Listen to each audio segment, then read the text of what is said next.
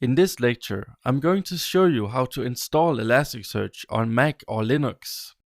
If you're using Windows, please continue to the next lecture.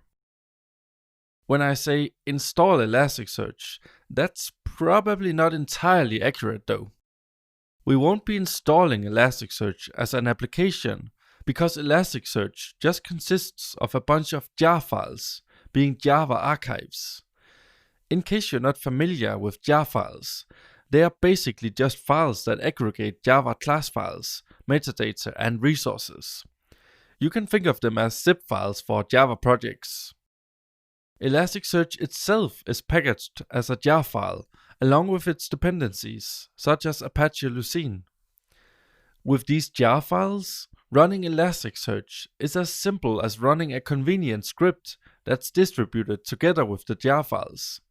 You'll see that in a moment. The point is that we won't be installing anything, but rather downloading the files needed to run Elasticsearch. Elasticsearch ships with a version of OpenJDK, which means that you don't need to install Java. If you have it installed already, Elasticsearch will use the JVM pointed to by the Java_home environment variable. Otherwise, it will use the bundled OpenJDK for your convenience. Alright, so let's get to business. I have the download page for Elasticsearch opened up.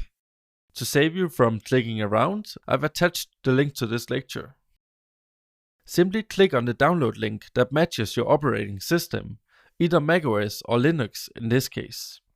Both of them are tarballs, so the process from here will be the same. I've moved the tarball to the desktop in advance, so the next thing I need to do is to extract it. The easiest way to do it is to double-click the file. I know this works on macOS, and I imagine that the same applies for Linux distributions.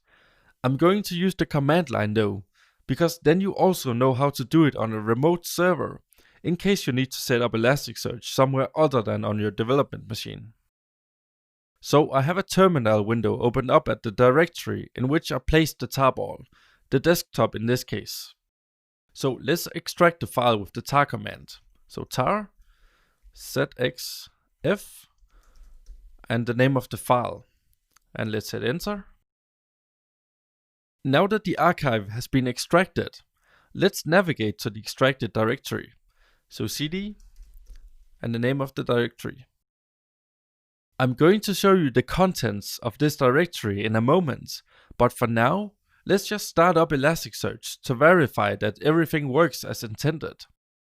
Doing so is extremely easy, as we just need to run a script named Elasticsearch, located within the bin directory. So let's write bin/Elasticsearch and hit enter. Elasticsearch is now starting up and should be ready within a moment or two. Alright, Elasticsearch is now up and running. That was easy, wasn't it? Elasticsearch is running in the foreground, meaning that if you close the terminal window in which it's running, the process will be shut down. To shut it down more gracefully, you can press the Ctrl and C keys simultaneously. Running Elasticsearch as a service, i.e. a background process or daemon, is also easy, but that's a topic for later in the course.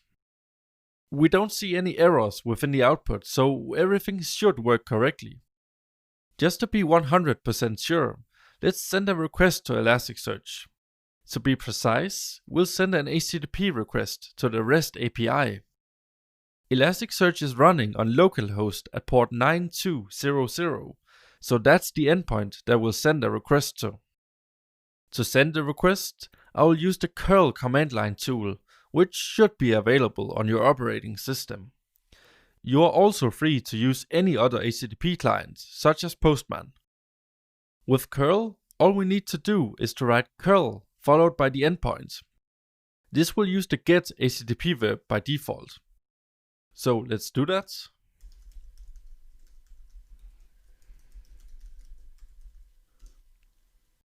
The response is a JSON object, meaning that everything is indeed working.